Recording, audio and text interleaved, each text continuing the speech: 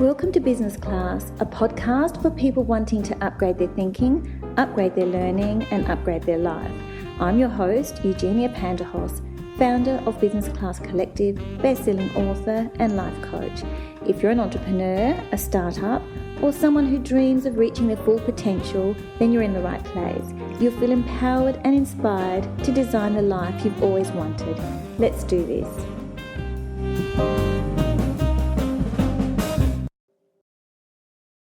Hello and welcome back to the show. I hope you've had a wonderful festive season and that the start of 2024 has been good for you.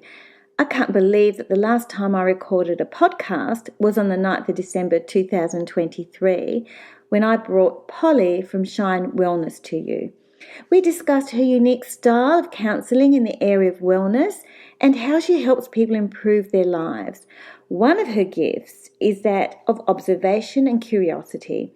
Poli uses multiple methodologies to help people navigate their personal journeys, from spiritual and philosophical teachings to modern-day psychology, neuroscience, and contemporary teachings. If you haven't listened to this episode yet, now's a good time to tune in. I'll put a link in the show notes. My last masterclass event for 2023 was held on the 14th of December, and I had the pleasure of introducing Tanya Gray, and it certainly was a night to remember. Intimate, interactive, and informative pretty much sums it up. Tanya shared her great insights into how she started her business, the path that led her to live her life's purpose, and how she helps people with their own healing and wellness journeys. We learnt the term Gestalt, that is a linked chain of emotions, and if not cleared, then past emotions are experienced in the present moment. Does this sound familiar? I think we all have a touch of that. We heard about an 81-year-old making a full breakthrough after experiencing trauma from what seemed a lifetime ago.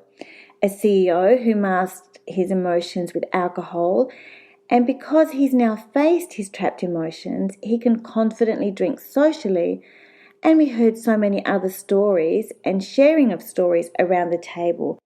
That is the unique thing about the Business Class Collective events, and that is we have someone who leads the conversation, but we also have the inclusion of thoughts and ideas and comments from those in the room. And it makes for a very dynamic and informative and enjoyable event. The Business Class Collective Masterclass series will continue in 2024, and I have an amazing lineup of guests to bring to you. Make sure that you're in the know by subscribing to Business Class Collective. The link is on the website and I'll include it in the show notes.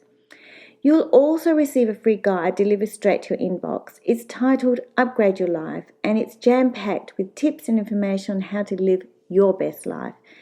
That's the core purpose of Business Class Collective, and my motto is upgrade your thinking, upgrade your learning, and upgrade your life. I truly believe that life and business is not meant to be lived alone, and often when you're working for yourself and running your own show, it can feel isolating. So having an amazing network is so important, as is being inspired and committed to continued learning, and that's where Business Class Collective comes in. I host local events each month, excluding the festive season, of course, as we're all too busy celebrating life. I've developed the e-course for entrepreneurs, which is an online course for everyone wanting to build a business and for those already in business, as it provides a great refresher as well as valuable lessons to keep you focused as you work towards growing your business. So I travelled to Melbourne in early December to catch up with work colleagues and to celebrate the year that was. I can't express enough just how wonderful it was to catch up with the old team. We worked together in such a meaningful way that the journey will always have a special place in my heart. I know I'm one of the few who can genuinely say that, and I have so much gratitude for that journey. But I must share a highlight, and that was when the owner of the restaurant, who knew us all, came to our table, welcomed us. He used his banter and his jokes, and we're having a great time. And then he asked the sommelier to bring a bottle of Dom Perignon French champagne to the table. And I cannot tell you how unforgettable that was. It was like a scene from the movie. It was absolutely amazing. The champagne was delightful and we felt very spoiled. And some of these moments in life are the unforgettable moments, the ones that stand out because someone has noticed, someone has seen, and someone has showed up. The following Monday, I had booked to attend an event that Richard Branson was speaking at. He comes across as remarkably humble and someone who is at ease to discuss the highs and the lows of his life, the joys and the challenges. And I think this authenticity just came through in such a relaxed way. It was quite incredible. Here are some of the key takeaways. To always have humour and use humour to get by. Richard quit school at 15. He started a magazine in response to the Vietnam War and made negotiations with advertisers for the magazine, and it was a hard slog.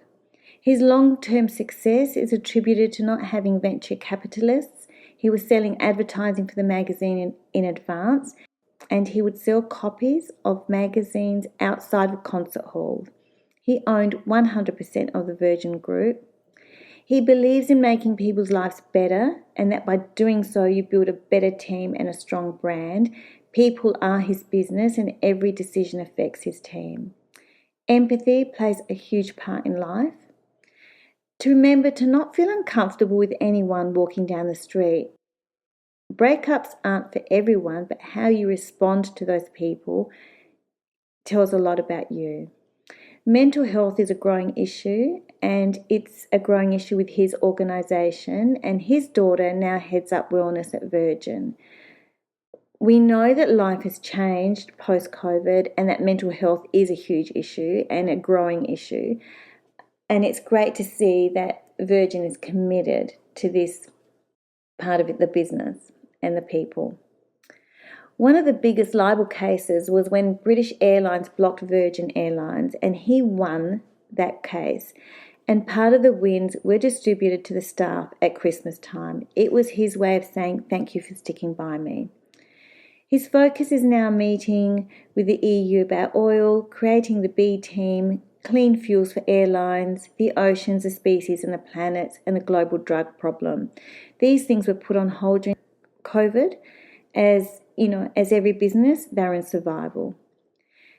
He talked about not dwelling on failure because soon you'll forget what you had a sleepless night over. And how true is that? We can get caught up with our negative thoughts or things that didn't go our way or failures and think, oh my goodness, how are we going to get through it? But I think his words of wisdom, eventually you'll get over it and you'll forget what you had a sleepless night about.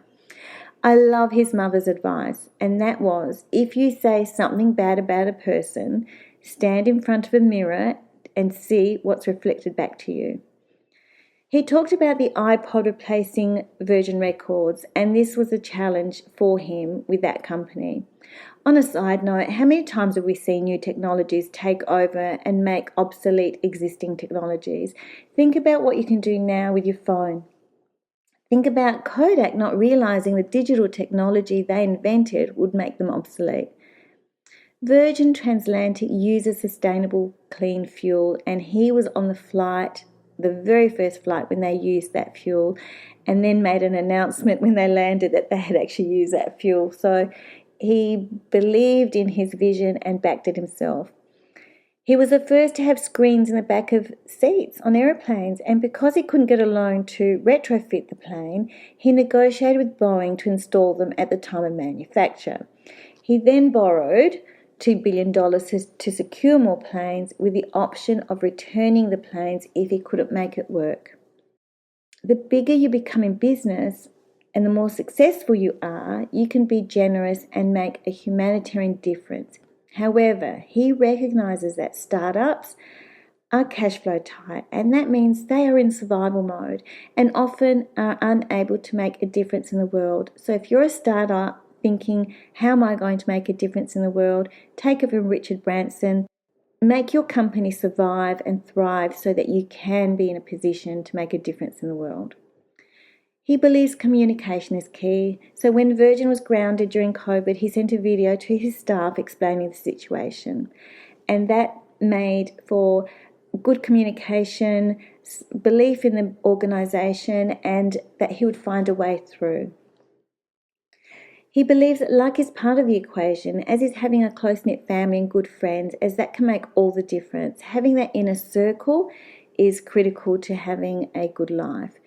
Richard is part of the Elders that was founded in 2007 by Nelson Mandela. They are an independent group of global leaders working for peace, justice, human rights and a sustainable planet.